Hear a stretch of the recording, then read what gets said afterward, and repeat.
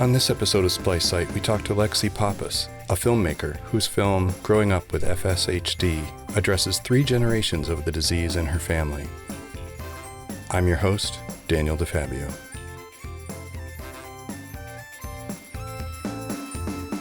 So joining me today on Splice Site is Lexi Pappas, who has FSHD and made a film about it. Let me bring in Lexi. Hi, thanks for joining me. Hi. So, Thanks for having me on. Yeah, I think your film is great, and all the work you're doing to raise awareness is great. FSHD, I can barely say the acronym, so why don't you be the one to say what FSHD stands for and what it is? Yeah, so FSHD stands for facioscapulohumeral muscular dystrophy, and it's a type of muscular dystrophy, one of the most common forms. There's many forms of muscular dystrophy, and basically it's where your muscles deteriorate over time. And the reason it had for the name is, fascio stands for face, so your face muscles. Facioscapulo is your scapula muscles. Humeral is your arm. So those, they say, are like the first few muscles to deteriorate. Like once you, those are some kind of like the first symptoms. Like one of the first symptoms I noticed was that my scapula winged. And so that was the weakening of my scapular muscles. So you can kind of notice some weakness in my face. It varies a lot between all the people, everyone who has it. So we all look kind of different. We have different symptoms, but pretty much it's like affects almost every muscle in your body. So that's like a kind of a quick summary of it. Yeah, I think it's your grandfather in the film that says one of the first signs for a lot of people is they lose their ability to smile. And I'm sure that's, in the grand scheme of things, one of the least of people's problems, but it's such a symbolically sad problem, right?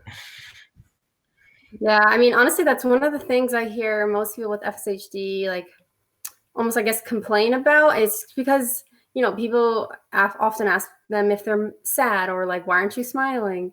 So it definitely is actually something that impacts people a lot. Luckily for me, I don't have that issue right now, but yeah, I've heard it from a lot of people. It's one of their biggest insecurities. And so you decided to make a film telling the story. It runs in your family across several generations, and they're all in the film. What made you decide that making a film was a tool you needed in getting awareness out there? Yeah, like when I was first diagnosed, or unofficially diagnosed, because it was in my family, I was about 13, and I really didn't see much online about it. I didn't really see people telling their story. I didn't really know much about it other than how my family was impacted by it. So, I felt like I was always into film, and when I was younger, I always made videos, and it was something I did with my friends. So I figured that, why not take my ability to film and edit and do something impactful with it. So I thought that, it was really important for me to help spread awareness and to help in the fight to, find a cure for FSHD. So, I talked to my family, and they were all in on it and wanted to do it. So basically I just really wanted to find a way to spread awareness and to help, because, it's a rare disease, and if everybody's involved, then we can actually find a cure for it. So Yeah, that made me do it. definitely. I can completely relate to that. And what, if anything, has come from having the film in terms of places you've been able to show it, or audiences you've reached, or maybe it's created speaking opportunities for you, anything like that? Yeah, that's pretty much, honestly, like, my documentary is really what started everything for me in like the, disability advocacy world. It's got me involved with a lot of, biotech companies who are researching for FSHD, or a few biotech companies. I've made connections with them. I've spoken with their companies and told them about the disability and how it affects my life, which is really cool, that a company that's researching for FSHD really wants to know their patients and the people that they're researching about. So they invited me in to speak with them. I've spoken in front of the FDA now and the NIH, which was really cool. I told my story just to say, how it impacts me, and how, why we should get treatments, why treatment should be available for this disability.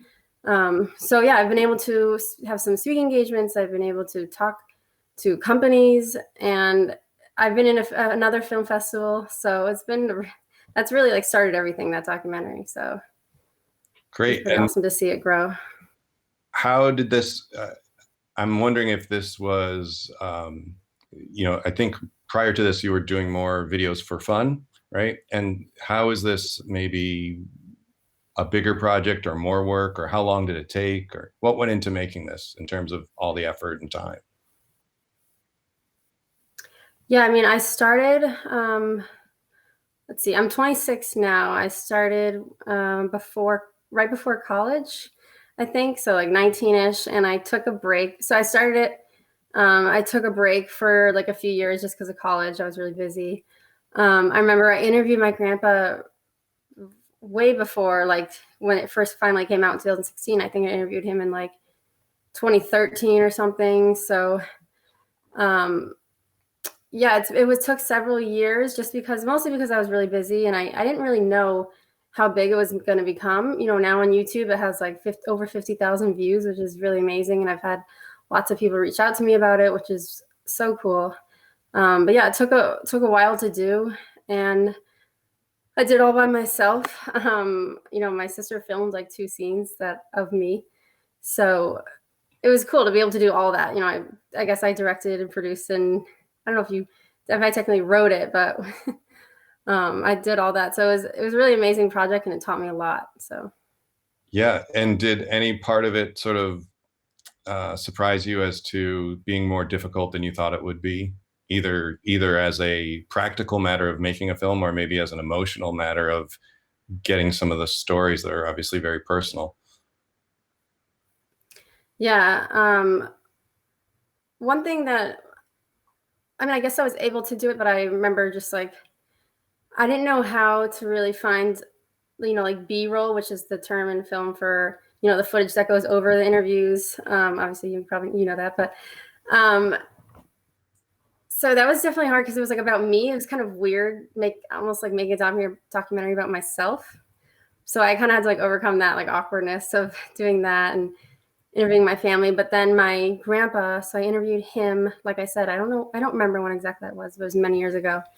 And he passed away before the film was like technically released, I guess. So I think I was able to show him a bit of it, but it was kind of sucks that, he wasn't really able to see the full thing, and he wasn't able to see like how much I've done, and like, how my mom actually has like started to talk about it. So, it sucks that like he wasn't able to see all this, but, I know he probably expected this to come from it, because he knows that, I was really passionate about it, and I really wanted to help spread awareness. So at least he was able to know that.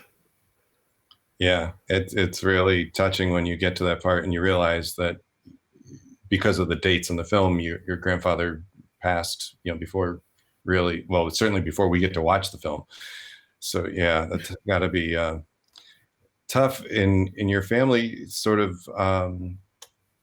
I suppose in some ways a comfort, because there's someone to sort of guide you through the experience, but also I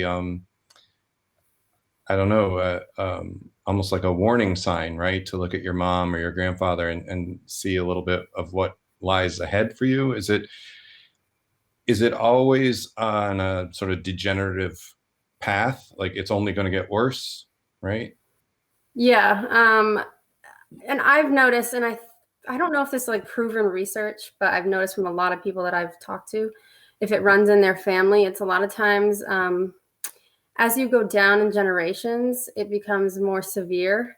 So for my grandpa, it really only affected him when he was about like 30, and then it got maybe to like my stage when he was, like 70. So, and then my mom, it's like didn't really affect her much until she had us, and then it got worse from there. So for me, I'm only 26, and it's already pretty severe compared to what it was in my family. So yeah, it seems to get worse as the generations go on. But I can kind of predict how it's going to affect me. But Are you feeling better or worse since what we see in the film, or how are you doing basically? um, It's definitely gotten more severe since then. Like actually, some of my most of, I guess the most severe progression I've had in my life since then. It's gotten way harder for me to walk up the stairs and do a lot more things. But I am like a lot more hopeful for, I guess, a treatment or even a cure, possibly. Since then, that's obviously, like I said, that's what kind of kickstarted everything for me. So that's when I started talking to biotech companies who are doing research and talking in front of the FDA. So like since then, I've learned so much about the disease, about the research that's being done. So I'm really hopeful. And they have a FSHD Society, which is like um, the biggest patient research organization in the world. Um, they have a plan for 2025 where they believe that by 2025 we'll have a cure or significant treatment. So that was really amazing to hear. They said that back in 2018, and there are a few companies doing clinical trials for treatments right now. So it's pretty exciting. I'm definitely Yeah, like a lot more hopeful since then, I guess. it is. That's great to have that on the horizon as optimism and hope. That's fantastic. Yeah. Do you have any interest? Do you think you might make another film? Is this kind of one and done? I don't think I'll make another film on FSHD necessarily. I know, like, I've been trying to get more into, or like, I've been more of an advocate for disabilities in general. Or I'm trying to. So, there's a chance I make other documentaries on other disabilities. I've had lots of ideas in the past, so I'm trying to figure out what I really want to do. But aside from, making films about disabilities, I've also made some other films. Like with my boyfriend, we made a film about his dad that went viral. So comedy documentary. So I really like the idea of documentaries, and I really like, and for work, I also I do video editing and producing at like a corporate company. So yeah, I'm learning a lot more since I've worked there, and I know that I can make a better film even than I did growing up with FSHD. So yeah, there's definitely more films in the future. All right. Well, if they're about rare disease, we know where you could send them. Yeah. So we often hear from people that don't have films on their disease and they would like one and they think maybe they're going to make one and then they kind of aren't so sure how to start that. Do you have advice you would give to somebody? Did you feel pretty comfortable when you started, or was it a big learning curve, or what tips would you offer? Yeah. When I first decided that I wanted to make a documentary, obviously I'd never made a documentary before. I had to learn, like, I have this picture that I took. So I tried doing my interview like three separate times. I recorded my interview. And the first time, it was like me directly in front of the camera on this really low quality camera. It looked really bad. At the time, I thought it was good. And then, and the next year I tried another interview on a little bit of better camera, but I was still centered and like wasn't, what you picture as an interview in a documentary, like the interview style and the lighting and everything. And then finally, my third interview, like a year or two later, finally felt like I got it right. So I basically took the time to research, I watched a lot of documentaries. I researched, how you should do an interview. And so there definitely was like a lot of research that went into it. But at the time I did know how to edit and I did know how to film. So it is difficult, if you don't have any film experience to do a documentary, but there's so many online like courses, there's online videos, even on YouTube for free that you can watch. You can learn editing, you can learn film, you can learn how to do, create the perfect shot. So it's daunting, but you can definitely learn. The film is something you can learn online for sure. That's one of like, I feel like you may not be a feature filmmaker, but you can definitely learn the basics. Yeah. Yeah, I think that's a lot of times the advice we give people is you can do a decent job. I mean, I don't recommend that you only use your iPhone and that kind of level of Yeah. filmmaking, but if that's all you got, I mean, the technology is getting cheaper and easier, and like you said, the YouTube videos explain a lot. So if you figure out basic good lighting and basic good sound, it's not too tough, especially for documentaries where you're mostly pointing the camera at one person at a time, and you know. For B-roll, you can just, even like in my documentary, I use lots of pictures of when I was younger, because it was just about me growing. It was called Growing Up with FSHD, so it was like me growing up. So it was easy to find B-roll that I didn't have to film myself. It was just a lot of pictures and a lot of old footage. So that was something that anyone can kind of do, is put that in there. Yeah, it's funny earlier when you said, you weren't sure where you were going to get B-roll, and I say that term to people that don't, like you said, they don't know the film business, and like, what's B-roll? And I say, it's the stuff you're shooting just for your memories, the stuff you're shooting all the time, because, oh, this looks good, I want to remember this, that you can use in your film if it's about you or your child or whoever's the subject of the film. Yeah. And what's next? What's on your schedule? I am doing, there's a nonprofit, One Rare. They're doing a basically, they wanted to do, but because of COVID, they wanted to do this camp for young adults with rare diseases, to like kind of come together and learn about each other, but they couldn't because of COVID. So now they're doing an online conference kind of thing.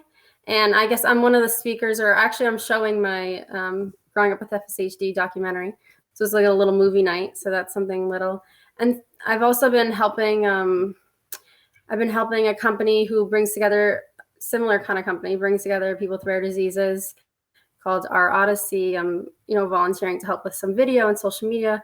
So something I've been doing a lot is helping, nonprofit organizations with video editing. I'm hopefully going to do a few more of those in the future for other nonprofit organizations. So I've been working with a lot of like rare disease focused companies and, other nonprofits. And I feel like right now that's the kind of advocacy I'm doing. And, I'm always posting on social media to spread awareness about, everything, whether it's about my disability, about disabilities in general. So right now, because of COVID mostly, that's what I'm doing. Yeah, that's great. Yeah, I'm looking forward to that One Rare event. I think that's Jen McNeary and Paul Kidwell are putting that together. Yeah, that should be great. Yeah, thanks, Lexi. Thanks for joining me, and thanks for all you've been doing. And we'll keep in touch. And definitely, if you have more films, send them. Yeah, definitely. Thanks for having me on.